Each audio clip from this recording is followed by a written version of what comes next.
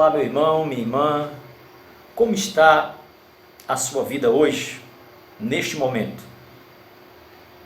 Esse momento em que eu estou gravando esta live, faz exatamente 30 dias que nós nos ausentamos da casa do Senhor, deixamos de ter a nossa reunião no seu santo templo.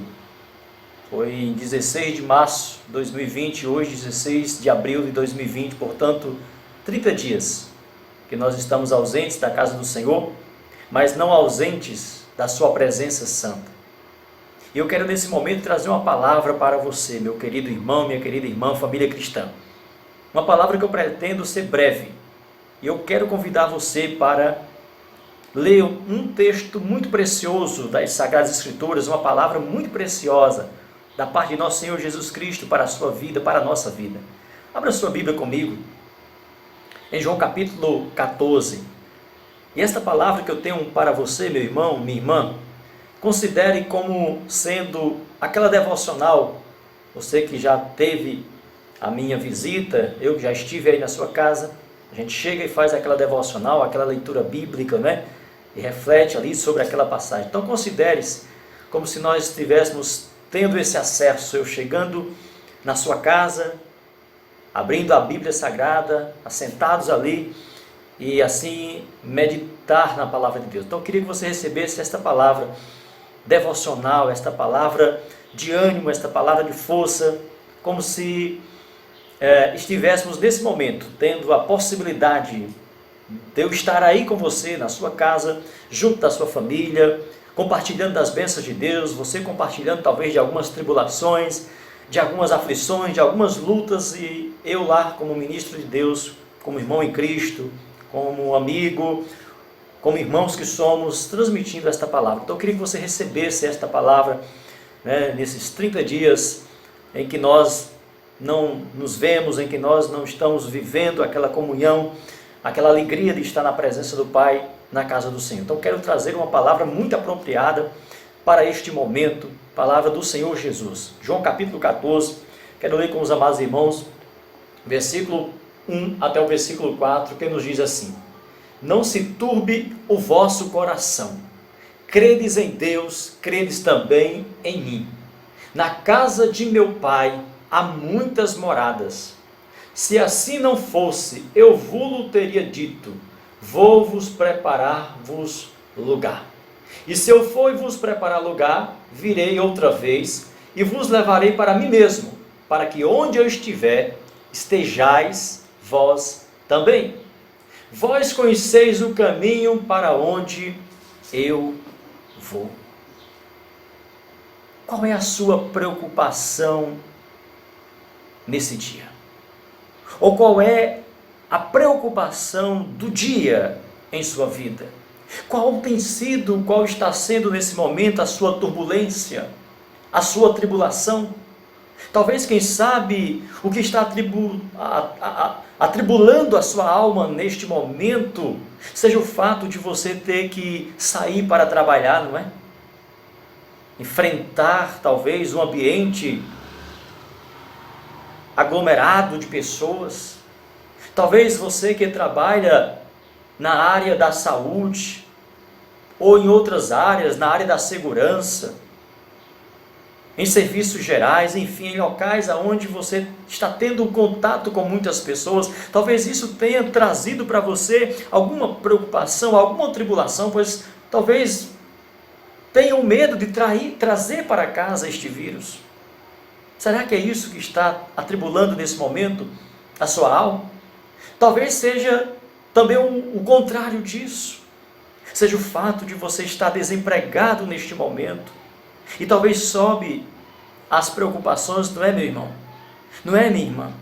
Para a cabeça, as preocupações com as contas, as preocupações com os compromissos já assumidos anteriormente. Tudo isso traz realmente uma certa tribulação, uma certa preocupação. Talvez o único meio de você ganhar o seu pão, ganhar o seu sustento, o sustento da sua família, fosse sair para as ruas para trabalhar. E agora impedido, talvez você faça parte do grupo de risco.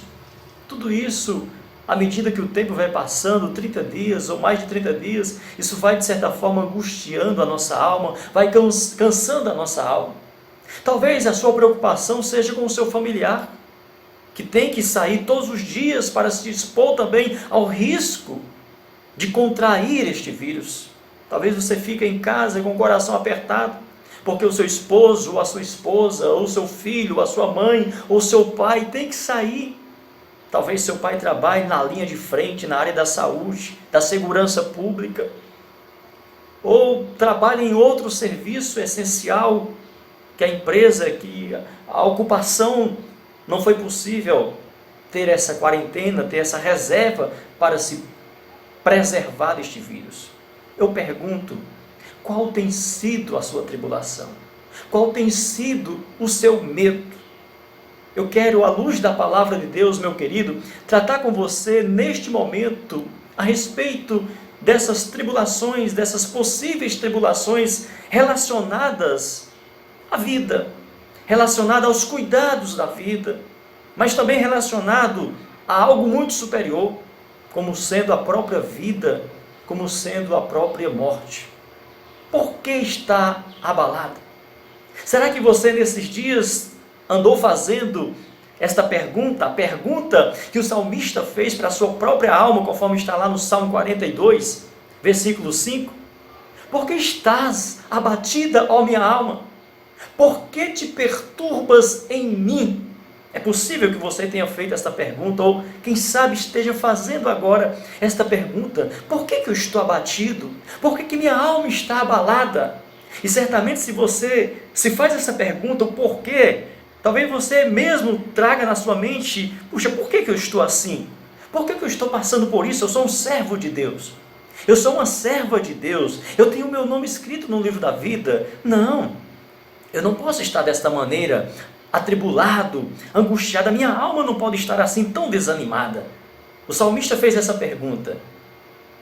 E eu espero que, assim como o salmista, ele pôde consolar a sua alma, ele pôde dar resposta para a sua própria alma, ele pôde encontrar dentro dele, não na pessoa dele, mas no espírito que habitava nele, a alegria, o gozo, a resposta, como ele na parte B do versículo fala o seguinte: espera em Deus, minha alma, espera em Deus, pois ainda o louvarei, o meu Salvador, o meu Deus. Faça o mesmo, faça como o salmista. E voltando para o nosso texto de João capítulo 14, qual é o contexto desta palavra, queridos, dadas por nosso Senhor Jesus aos seus discípulos? Não se turbe o vosso coração.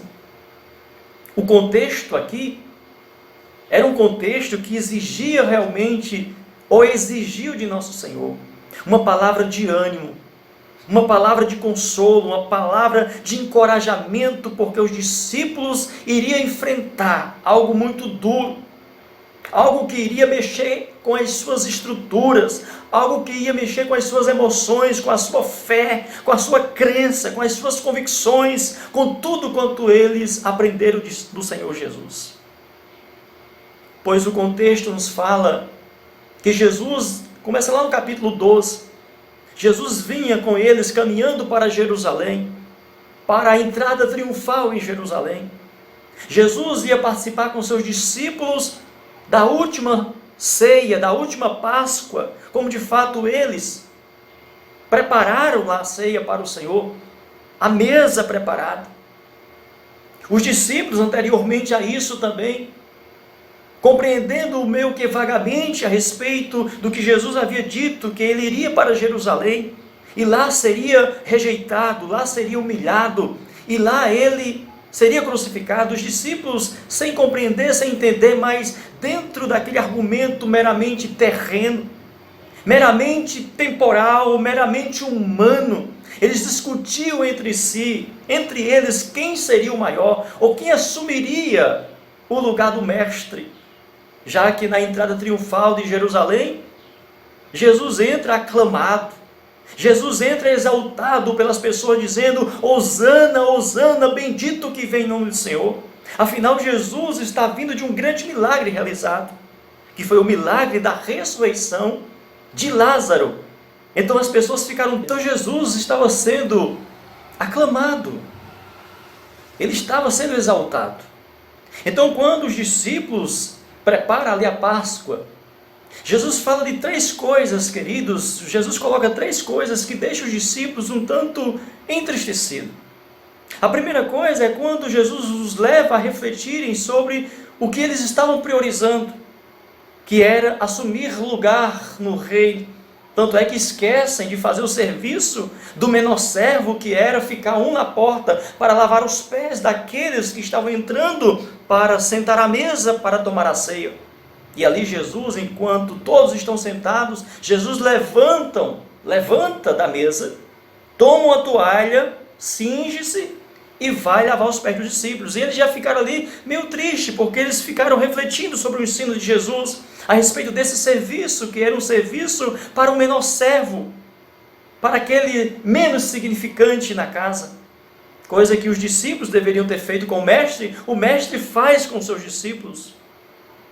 E isso já causou, de certa forma, neles um certo entristecimento. Mas aí vem algo mais duro. 2 anúncios. Além da visão, da mensagem que Jesus já tinha passado, de que ele estava caminhando para Jerusalém, para a morte, para ser crucificado, Jesus agora anuncia que um dentre eles seria o traidor. Seria aquele que iria trair. E no próprio texto, Jesus Cristo diz: olha, aquele que mete a mão no prato comigo, esse há de me trair. E eles continuam a caminhada, e no final do capítulo 13, ele fala que também Pedro, o seu apóstolo corajoso, iria também traí-lo. Está lá no capítulo 13, versículo 37. Então tudo isso, queridos irmãos, causou nos seus discípulos tristeza, angústia, medo. E aí, queridos irmãos, Jesus vem agora com esta palavra: não se turbe o vosso coração. O consolo vem com uma promessa. Qual é a promessa? Na casa de meu Pai há muitas moradas. Jesus remete o conforto, o consolo aos seus discípulos, a morada nos céus. Jesus, com esta palavra, estava agora ali amenizando uma possível discussão ou acusações que poderia haver entre os seus discípulos. Afinal, um traiu, outro negou, e todos em uma só posição queria assumir o primeiro lugar. Mas agora Jesus Cristo diz: olha, não se turbe, não se preocupe o vosso coração. Credes em Deus, credes também em mim. Eu vos dou a promessa: na casa de meu Pai há muitas moradas. Queridos irmãos, a vida aqui é passageira. Tem morte, tem dor, tem lágrimas. Jesus estava ali consolando seus discípulos a respeito da sua própria morte, da sua própria partida, além de ter sido traído, além de ter sido negado. Ele ficou com dó dos seus discípulos, ele ficou preocupado com a humanidade dos seus discípulos. Jesus experimentou esta humanidade, Jesus teve sede, Jesus teve fome, Jesus chorou. E agora ele sabia que com a sua partida ia ficar um vazio, ia ficar realmente uma angústia muito grande nos corações dos discípulos. Sobretudo talvez uma culpa, um sentimento de culpa, um olhar desconfiado de uns para com os outros. E aí Jesus Cristo diz: não se turbe o vosso coração, na casa de meu Pai há muitas moradas. Queridos, toda tribulação, toda luta, toda aflição, toda angústia terá o seu fim. Jesus foi preparar lugar, foi organizar, porque os lugares já estão preparados antes da fundação do mundo. Mas esta palavra, quando diz que ele foi preparar lugar, isso significa dizer que há lugar para todos. Isso significa dizer que os seus discípulos têm lugar garantido. E a garantia está de que ele diz: eu vou e eu voltarei. Queridos, o melhor é a casa do Pai. Hoje tudo está preparado por Jesus. Então toda angústia, toda turbulência, Jesus, através desta palavra, quer deixá-los seguros, quer deixá-los tranquilos. Credes em Deus, credes também em mim. Isto fala, queridos, de unidade da fé. Pois depois dessa palavra entra a promessa do Espírito Santo, que é algo bem interessante. Ele diz: credes em Deus, credes também em mim. Ali, Jesus falando do Pai e do Filho dele. Mas no capítulo 14, depois de Jesus prometer que está indo para o céu, que não os deixaria órfãos, ele vai prometer o Espírito Santo. Versículo 15 do capítulo 14 ao versículo 18, o Senhor Jesus fala o seguinte: se me amais, guardareis os meus mandamentos.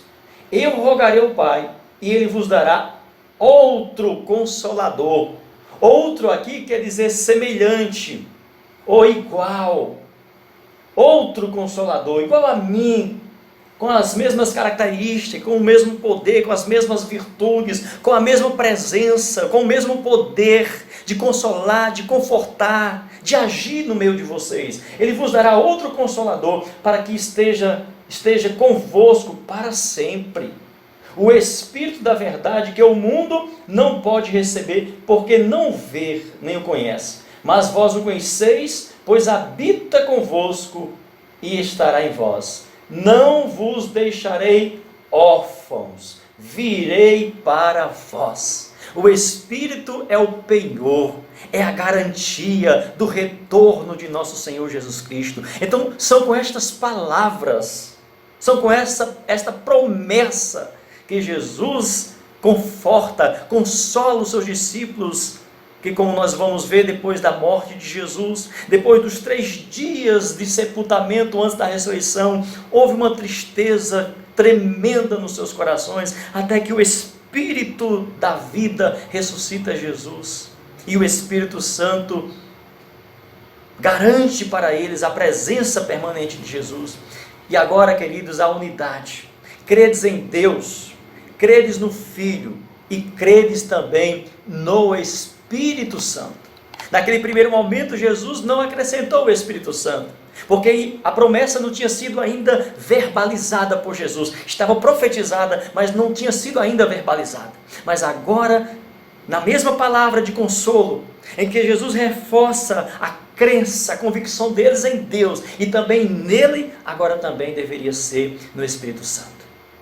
Jesus promete voltar para os seus, mas a morte, queridos, faz parte, mas não devemos nos perturbar. Não fique a sua vida, não foque a sua vida nas tribulações, não tenha medo. As palavras de Jesus, ou que o nosso Senhor Jesus usou, foi para tranquilizar, foi para consolar os seus discípulos. E estas palavras não foram palavras que alimentassem a sua alma da esperança terrena, de uma morada luxuosa na terra, não. Ele diz: na casa de meu Pai há muitas moradas. Ele conforta os seus discípulos naquele momento difícil, porque ele sabia das tribulações, das aflições que eles iriam enfrentar. Ele trata da sua vinda, que nós hoje também tratamos e esperamos. Também esperamos, e Paulo nos recomenda, queridos, que nós devemos consolar uns aos outros, alimentando uns aos outros com essa mesma expectativa, com esta mesma mensagem de que ele voltará. Quando Paulo fala na sua primeira carta aos Tessalonicenses, no capítulo 4, no versículo 18, quando ele encerra o assunto a respeito da vinda de Jesus, ele diz: olha, consolai uns aos outros com estas palavras. Quais as palavras que Paulo estava dizendo que nós devemos consolar uns aos outros? As palavras de esperança da vida eterna. Paulo vai dizer lá no versículo 12 do capítulo 4, ele diz: olha, não sejais ignorantes como os demais que não têm esperança. Ou seja, a esperança da vida eterna, a esperança da ressurreição, a esperança da vida eterna é o nosso consolo, é o nosso conforto, está conectado à promessa que Jesus fala em João 14. Na casa de meu Pai há muitas moradas. Queridos irmãos, aqui é tribulação. No mundo tereis tribulações, no mundo tereis aflições. Essa vida passa, essa pandemia vai passar também. Mas, queridos, tem muito mais. Não só o Covid-19, mas também existem as situações difíceis, como financeiras, outras doenças. Então não coloque os seus olhos aqui, olhe para cima. Deseje a sua volta, a volta de Jesus, e não se turbe o coração. Alimentemos a nossa mente, a nossa alma, na expectativa da volta do Senhor. Não se turbe o vosso coração. A promessa de Jesus está sempre voltada para o alto, para o céu. Ele não diz: olha, não se turbe o vosso coração, porque essa tribulação vai passar, no sentido de passar e eles permanecerem. Porque tudo vai passar. Essa Covid-19 vai passar, outras que virão vão passar também. Mas, meus irmãos, vão passar, mas nós também vamos passar. E glória a Deus, porque nós vamos passar, nós não vamos permanecer aqui tendo que enfrentar todas as pandemias, todas as pestes que virão. Tudo vai passar. Agora, o que eu quero que você entenda é que o conforto de Jesus para os seus discípulos, ele não condicionou a uma situação de que após as lutas, né, que ele falou, dos conflitos, das perseguições, eles iriam, pronto, olha, depois que passar essa turbulência, então vocês vão habitar seguro aqui na terra. Aí vocês vão desfrutar do melhor, do leite e mel. Não. Jesus, ele consolou seus discípulos. Paulo ensinou a confortar a igreja, a consolar-nos uns aos outros com a promessa da volta de Jesus, com a expectativa, com a esperança da ressurreição dentre os mortos, e não com promessas mirabolantes de riquezas, de glória, de saúde aqui na terra. A promessa de Jesus está sempre voltada para o céu. Por isso Paulo diz também: pensai nas coisas que são de cima. Por quê? Se você ler Colossenses capítulo 3, versículo 2 ao versículo 4, você vai entender por quê. É que lá está o nosso Senhor. Pensai nas coisas que são de cima. Onde está a nossa vida? Onde está o nosso Senhor? De onde Ele virá? É a promessa da nossa ida, ou do nosso encontro com Ele. Tudo que o mundo oferece, queridos, é paliativo, é temporal. Não esperamos nesta vida. O nosso consolo, o nosso conforto, o nosso socorro vem do Senhor, que fez os céus e a terra. A terra, o mundo vai passar com grande estrondo, mas nós, segundo a sua promessa, segundo a sua palavra, aguardamos uma pátria celestial. Não se atribule, meu irmão. Não temais o que mata o corpo, disse o Senhor Jesus, em Mateus 10, 28, não temei ao que mata o corpo e não pode matar a alma. Coronavírus, assim como a fome, assim como as guerras, assim como o homem violento que nós temos que enfrentar todos os dias na nossa cidade, os acidentes, matam o corpo, mas não mata a alma. Coronavírus, Covid-19, como quer que seja, mata o corpo, mas não mata a nossa esperança, a esperança da vida eterna. Não menosprezo de maneira nenhuma este vírus, jamais. Mas também não supervalorizo como se o meu viver, o meu estar aqui na terra estivesse em seu poder de me matar, de me tirar o fôlego que tenho, pois nosso Deus é quem está no comando. Ele é o meu respirar, Ele é o seu respirar. Não se turbe o teu coração, foque o seu olhar em Cristo, foque a sua visão na mensagem, nas palavras de vida eterna. E certamente, queridos, nós vamos enfrentar essa pandemia, nós vamos enfrentar outras, nós vamos enfrentar guerra, nós vamos enfrentar a crise financeira que vem aí, enfim, nós vamos enfrentar tudo. Com os nossos pés aqui na terra, como cidadãos ainda desta pátria, mas com o nosso coração, com a nossa alma, com o nosso olhar voltado para o Senhor Jesus, autor e consumador da nossa fé, aquele que prometeu e cumprirá a sua promessa. Portanto, não se turbe o vosso coração. Credes em Deus, credes também em mim.